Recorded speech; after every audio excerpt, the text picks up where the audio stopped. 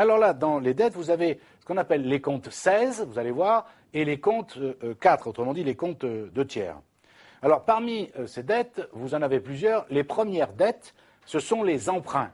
Or, il existe plusieurs catégories d'emprunts. Nous en avons déjà parlé, mais je vais en remettre une petite couche. Plusieurs catégories d'emprunts. On a, si vous voulez, pour faire simple, les emprunts dits obligataires et les emprunts dits indivis. Les emprunts indivis, ce sont les plus simples à comprendre. Ce sont ceux qui sont classés dans le bilan en dessous des emprunts obligataires et que l'on appelle les emprunts et dettes auprès des établissements de crédit ou les emprunts et dettes financières divers, mais surtout dans les emprunts et dettes auprès des établissements de crédit. Les emprunts indivis, qu'est-ce que c'est? C'est tout simple. Lorsque l'entreprise emprunte auprès d'une banque ou d'un établissement financier, tant. Donc elle a bien une dette envers cet établissement financier, c'est pour ça qu'on l'appelle indivis. Indivis dans le genre indivisible. C'est-à-dire que l'entreprise doit ce qu'elle a emprunté à une banque, à un établissement financier. Vous êtes d'accord? Ça, c'est la première solution. Donc, quand une entreprise a besoin d'argent, elle peut, pour investir, par exemple, elle peut s'adresser à une banque ou deux ou trois banques et dire, voilà, j'ai besoin de tant, de dizaines, de centaines de millions d'euros pour faire ça. Est-ce que vous me prêtez, oui ou non? Là, ça s'appelle un emprunt individu. L'entreprise remboursera à chaque échéance le montant du capital qu'elle a emprunté, on le verra plus tard, sur plusieurs années probablement, et tous les ans, elle paiera des intérêts jusqu'à ce qu'elle ait remboursé la totalité de l'emprunt. Ça, c'est un emprunt individu. Qu'est-ce que c'est qu'un emprunt obligataire, maintenant? Là, c'est un petit peu différent, parce que un emprunt obligataire, c'est un emprunt que fait une société. Alors, je ne rentre pas dans les détails, mais sachez que là, les emprunts obligataires, ce n'est pas n'importe quelle entreprise, société qui peut émettre un emprunt obligataire. Je fais simple, sachez que pour les emprunts obligataires ne peuvent les émettre que les entreprises cotées en bourse. Ce n'est donc pas la majorité des entreprises qui peuvent le faire. De quoi s'agit-il? Allez voir, le principe est très simple.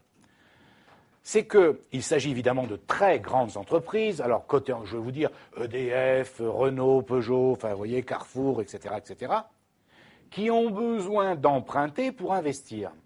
Vous allez dire, bah oui, qu'est-ce que vous nous embêtez? Ils n'ont qu'à aller voir la banque et demander à la banque. Oui, mais en général, ce sont des sommes tellement importantes, exemple, comme l'a fait EDF il y a quelque temps, des milliards d'euros empruntés, qu'aucune banque accepte à elle toute seule de prêter à cette entreprise, exemple, 1 milliard d'euros pour se développer. Est-ce que vous me suivez? Pourquoi elle refuserait? Parce qu'elle considère, alors à tort ou à raison, ça c'est un autre problème, elle considère qu'elle prendrait trop de risques, parce que si l'entreprise faisait faillite, la banque perdrait donc illico 1 milliard d'euros, pour faire simple. D'accord. Vous allez me dire, oui, vous nous avez dit qu'il pouvait s'adresser à 2 ou 3 banques. Oui, mais même 2 ou 3 banques, vous allez voir votre banque et vous lui dites, j'aurais besoin de 300 millions d'euros. Vous allez voir, d'accord? Vous allez voir comment ça se passe dans le monde réel. La plupart des banques vont refuser, parce que la somme est trop importante. Donc, l'entreprise, sous réserve qu'elle en ait le droit, va donc émettre un emprunt dit obligataire. Et là, vous allez voir, c'est très malin, c'est-à-dire que l'entreprise ne va pas emprunter à un établissement de crédit, une banque ou 2 ou 3 ou 4, mais à des millions, éventuellement des dizaines de millions de personnes que l'on appelle des obligataires. Et ça consiste en quoi, ces obligations? Ça veut dire que, par exemple, l'État, parce que c'est l'État, évidemment, souvent qui émet aussi des emprunts obligataires, mais là je parle des entreprises, de ces grandes entreprises, eh bien, elles vont émettre des obligations, par exemple, dont la valeur serait de 1 000 euros. Qu'est-ce que ça veut dire? Chacun d'entre vous, que vous soyez des personnes physiques ou que vous soyez d'autres entreprises, si vous souhaitez me prêter de l'argent, et vous allez me prêter par multiple de 1 000 euros. Vous avez 1 000 euros, vous allez me donner 1 000 euros, en échange, je vais vous donner une obligation. Vous avez 2 000 euros, vous me prêtez 2 000 euros, en échange, je vous donne 2 obligations, etc., etc. Vous me suivez? En fait, qu'est-ce que je suis en train de faire là? Moi, la société émettrice de l'emprunt obligataire, je suis en train d'emprunter auprès de milliers, dizaines de milliers, centaines, voire millions de personnes. Et bien entendu, en échange du prêt que vous m'avez fait, vous, obligataire, logiquement, comme si vous étiez une banque, moi, tous les ans, en attendant que je vous rembourse l'obligation, je vais vous payer, bien entendu, des intérêts. C'est-à-dire que, en fait, c'est qu'on va faire une petite image un petit peu osée. Au lieu d'emprunter auprès d'une banque, je vais emprunter auprès de 1 million de banques, si vous voulez. Donc, du coup, vous comprenez la différence, c'est que chacun d'entre vous, c'est moins risqué. C'est pas comme une banque qui me prêterait 1 milliard d'euros. Ça va, vous me suivez?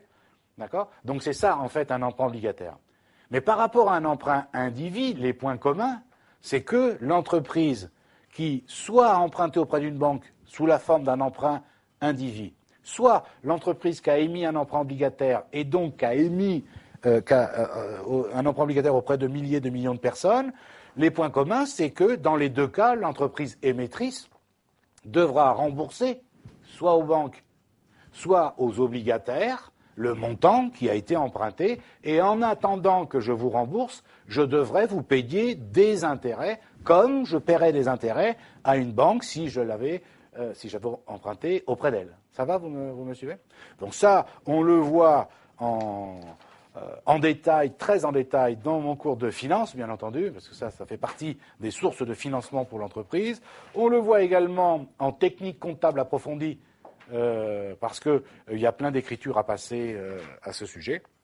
Ne vous inquiétez pas, vous verrez ça bientôt. Donc, on répète, parmi les dettes, les emprunts, qui sont les comptes 16, donc les emprunts obligataires, compte 163, les emprunts et dettes auprès des établissements de crédit, 164, et après vous avez un poste qui s'appelle emprunts et dettes diverses. Alors là, vous allez comprendre que vous allez avoir le parallèle avec ce que nous avions dit la dernière fois concernant l'actif. Eh bien, c'est lorsque vous avez fait, vous, entreprise, verser un dépôt ou une caution à quelqu'un. Est-ce que vous me suivez? D'accord? Que vous avez reçu, pas versé, reçu un dépôt ou une caution de quelqu'un. Oui, je vous rappelle que quand nous avons travaillé sur l'actif, dans les immobilisations financières, vous vous souvenez, les titres immobilisés, les titres de participation, les TIAP, etc., etc.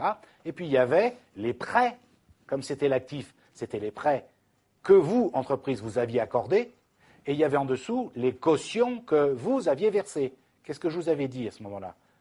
Oui, ça apparaît à l'actif de l'entreprise, parce que la caution que vous avez versée à votre propriétaire, par exemple, il vous la doit. Et j'avais même fait la petite remarque, à condition que vous n'ayez pas détruit l'appartement, etc. Et il doit vous la rendre au moment où vous quittez l'appartement ou vous quittez les locaux. Est-ce que vous me suivez? De l'autre côté, c'est moi qui suis propriétaire. J'ai donné mes locaux ou une partie de mes locaux en location à un locataire.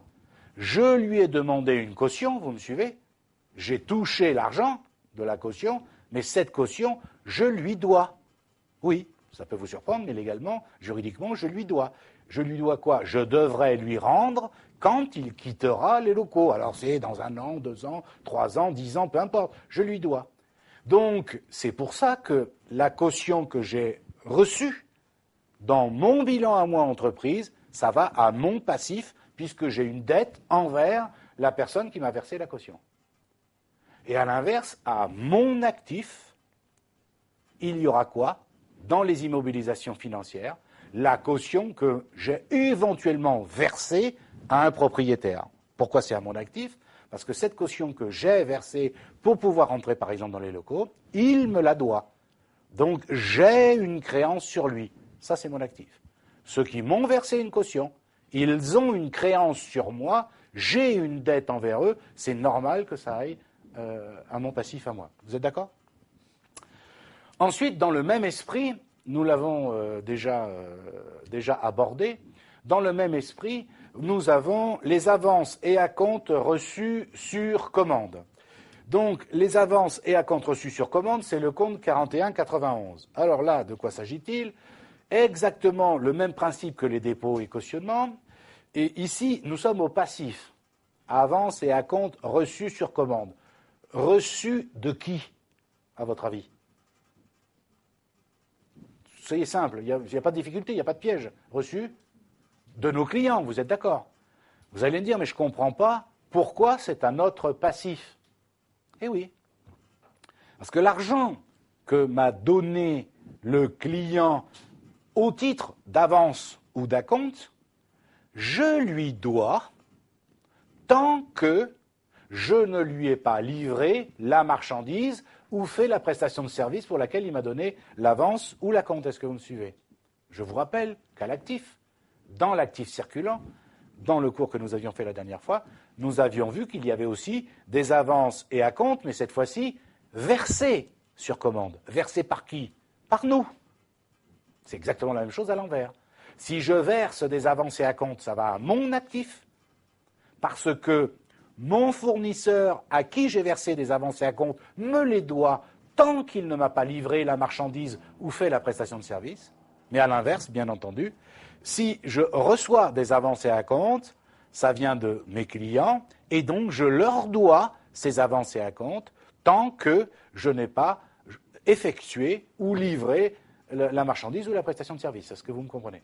Il est évident qu'au moment, on le verra avec les écritures comptables, au moment où je fais la livraison, où je fais la prestation de service, évidemment, l'avance et acompte reçu disparaît, puisque ça vient en diminution de ce qu'il me doit en totalité. Est-ce que vous comprenez ce que je veux dire? D'accord? Par exemple, sur une facture globale de 10 000 euros, je lui ai demandé un acompte de 4 000 euros, vous me suivez? D'accord? Eh bien, dans mon passif, tout de suite, il apparaîtra 4 000 euros, vous me suivez? Et quand je lui verserai ou livrerai la marchandise qui serait, par exemple, donc de 10 000 euros, qu'est-ce que ça veut dire? Il ne me devra plus que 6 000 euros, puisqu'il m'en a déjà versé 4 000. Et au moment où je vais le livrer, mon compte avance et acompte reçu sur commande, je le supprimerai. Il n'a plus lieu d'être, puisque la livraison a été effectuée. D'accord? Ensuite, vous avez les dettes fournisseurs et comptes rattachés, c'est-à-dire les comptes de tiers, donc les comptes 4, mais cette fois-ci, qui vont au passif. Alors, là, c'est assez simple, il suffit de prendre le plan comptable et on a toute la liste. Je vous donne les principaux exemples. Dette envers un fournisseur de marchandises ou de matières premières, les comptes 401. Dette envers un fournisseur autre qu'un fournisseur d'IMO pour lequel nous avons accepté une lettre de change, une traite, on le verra aussi dans un cours spécifique, un effet de commerce, un billet à ordre. Là, ça sera le compte 403. Une dette envers un fournisseur d'immobilisation, je ne sais pas, moi j'achète par exemple une IMO de type un véhicule, je ne paye pas tout de suite le véhicule, j'ai une dette envers mon fournisseur.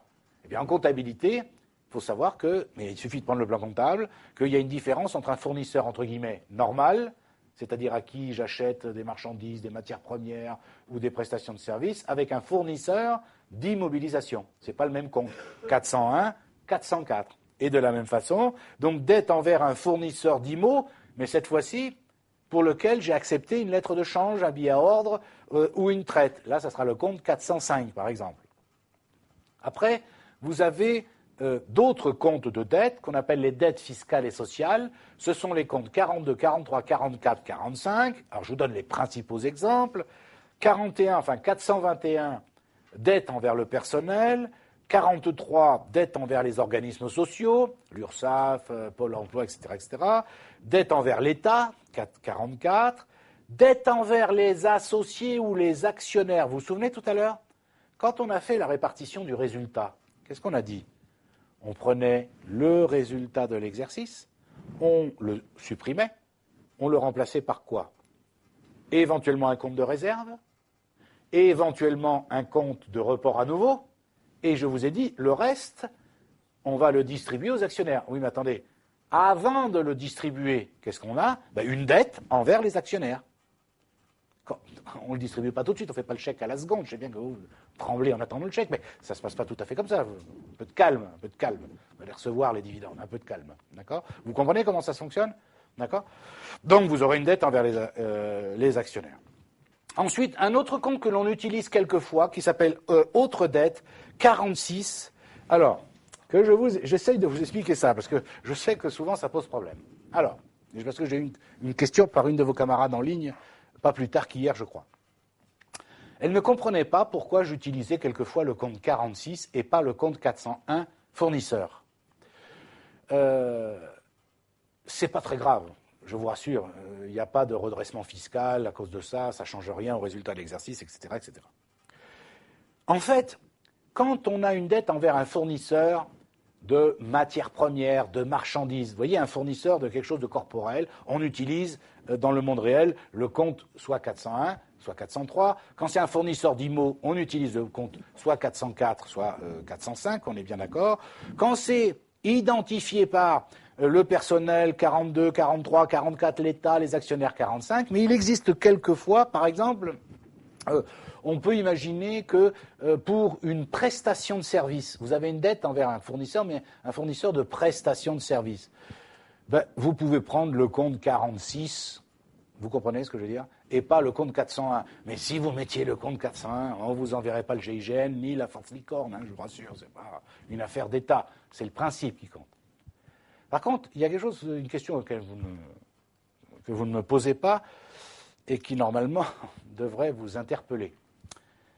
Vous avez dû noter, avec tout le travail que vous avez fourni bien sûr, vous avez dû noter que donc les comptes 4, certains sont à l'actif uniquement, d'autres sont au passif uniquement, et d'autres peuvent être soit à l'actif, soit au passif. Et oui, c'est normal. Les comptes 4, ce sont les comptes de tiers. Entendez les tiers par rapport à l'entreprise. On fait simple. Donc ils commencent par le compte 4, on est bien d'accord. Les comptes clients, clients 411, ça va à l'actif, est-ce que vous me suivez? Le compte fournisseur, si je dois de l'argent, ça va au passif, est-ce que vous me suivez? Toujours? Très bien. Oui, mais, souvenez-vous, le personnel, les organismes sociaux, l'État, par exemple, peuvent soit nous devoir de l'argent, soit, c'est l'inverse, c'est nous qui devons de l'argent au personnel, à l'État et aux organismes sociaux. Donc, selon le cas, vous pourrez trouver à l'actif une créance sur l'État, par exemple, vous avez payé trop de TVA ou trop d'impôts sur les bénéfices, donc c'est l'État qui vous le doit. Ben dans ce cas-là, cette créance sur l'État irait à l'actif, le compte 44 État, est-ce que vous me suivez? En revanche, si c'est vous qui devez payer de la TVA ou vous qui devez payer des impôts, eh bien, ça veut dire que vous avez une dette envers l'État. Mais l'État, il ne change pas de numéro, c'est toujours le compte 44. Est-ce que vous comprenez ce que je veux dire? Voilà pourquoi certains comptes, vous pouvez les trouver à la fois à l'actif et au passif. Enfin, encore une petite remarque dont je ne vous ai pas parlé tout à l'heure. Vous vous souvenez qu'à l'actif, le dernier poste de l'actif en bas, pour ce qui nous concerne pour l'instant, c'est ce qu'on appelle les disponibilités, c'est-à-dire la banque et la caisse, pour faire simple. Je vous avais dit que la banque, ce sont les chèques. Et je vous ai dit que la caisse, c'est le liquide, des pièces ou des billets. Entendez bien ce que je vais vous dire. La banque, donc, elle va généralement, il faut l'espérer, vous allez comprendre tout de suite, à l'actif. Si elle va à l'actif, qu'est-ce que ça veut dire? Ça veut dire que sur le compte banque, il y a de l'argent. Est-ce que vous me suivez? Mais vous, ça ne doit jamais vous arriver, ça. Jamais, jamais. Vous n'êtes jamais à découvert. Jamais. Papa, jamais il couvre le découvert de ses chères petites têtes blondes. Jamais. Ça ne vous arrive pas. Alors vous, ça ne vous arrive pas, mais il y en a d'autres à qui ça arrive. Dans ce cas-là, est-ce que vous comprenez qu'est-ce que ça veut dire, si vous êtes à découvert? Ça veut bien dire, en français tout simplement, que vous avez une dette envers la banque. Voilà pourquoi, ça c'est encore suite à une question d'un de vos camarades ou d'une de vos camarades en ligne, voilà pourquoi la banque peut se retrouver, dans certains cas, au passif. Et elle est au passif si, au moment où on fait l'inventaire, par exemple le 31 décembre, vous vous retrouvez à découvert, par exemple, de 1 000 euros. Ben, ces 1 000 euros, ça ne peut pas aller à l'actif. C'est quand même pas 1 000 euros que vous avez sur votre compte. C'est l'inverse. Eh bien, dans ce cas-là, la banque va au crédit. Ça s'appelle, vous me suivez, enfin, va au crédit. On verra ça dans un prochain cours. Va au passif. En revanche, si le 31 décembre, j'ai 1 000 euros sur mon compte, là, c'est normal que ça aille à mon actif. Ça va, vous me suivez? D'accord. Donc, à partir de là, et ces quelques cours que nous avons fait jusqu'à présent, je crois que ça en fait 6 ou 7 ou 8, je ne sais plus, c'était indispensable pour attaquer, maintenant, on le verra dans un prochain cours, attaquer à proprement parler la traduction comptable des différentes opérations que peut faire une entreprise pendant son activité. À partir de maintenant, là vous ne pourrez pas dire « je ne savais pas, je croyais qu'on m'aurait menti à l'insu de mon plein gré ». C'est clair, net et précis. À partir de maintenant, vous êtes supposé donc connaître ce qu'il y a dans un compte de résultats et dans un bilan. Parce que vous allez voir, la technique que je vais vous proposer, elle est basée là-dessus, mécaniquement, d'une façon très simple, mécaniquement. Ne me dites pas, non mais c'est impossible. Ah, si c'est impossible, vous prenez la porte, vous allez faire autre chose dans la vie. Vous voyez, c'est impossible, je ne peux pas me souvenir de 2 choses. Ben, dans ce cas-là, c'est possible, ça peut arriver dans le monde réel. Hein. Ben, écoute, si tu as un Alzheimer à 18 ans, c'est possible, c'est malheureux, je suis effondré, mais à ce moment-là, on n'est pas expert comptable, les études sont trop dures. D'accord? Donc il y a un effort de mémorisation. Bien sûr, vous allez voir, quand vous allez faire les cas pratiques, commencer les cas pratiques au départ, vous prendrez le modèle, bien sûr, de compte de résultat et le bilan. Je vous rappelle que je n'ai pas fait n'importe quoi. Je vous l'ai donné avec, pour chaque poste, les numéros de compte, tout ce qu'il y a à l'intérieur. Ce que je vous propose pour comprendre la comptabilisation au début, ça va être basé sur la connaissance, déjà au départ, de ce qu'on met dans un bilan, dans un compte de résultat. Je vous donne un exemple tout de suite pour que vous compreniez où je vais en venir. Quand je vais vous dire, par exemple, une entreprise achète des marchandises qu'elle paye comptant par chèque, c'est une opération. Je vous demanderai, première étape, de m'identifier les comptes qui sont en jeu. J'achète des marchandises que je paye comptant par chèque. Ben, si vous ne savez pas qu'il y a un compte qui s'appelle achat de marchandises, je ne peux rien pour vous. Si vous ne savez pas qu'il y a un compte qui s'appelle banque, d'accord, je ne peux rien pour vous. Si vous ne savez pas que les achats de marchandises, ça va dans les charges, je ne peux rien pour vous. Si vous ne savez pas, et c'est impossible, tellement c'est dur, de se souvenir que la banque, ça va à l'actif, je ne peux rien pour vous. D'accord? Par contre, si vous faites cet effort-là, vous verrez, vous serez très content. Je parle surtout pour ceux qui n'ont jamais fait de comptabilité, vous allez voir que mécaniquement, ça fonctionnera tout le temps, tout le temps, tout le temps. Mais il y a ce côté-là qu'il faut faire d'abord, je le reconnais volontiers, mais c'est obligatoire. D'accord? Donc à bientôt pour on va dire le premier cours de comptabilisation, de technique comptable au sens strict. Mais ce qu'on a fait là, c'était indispensable.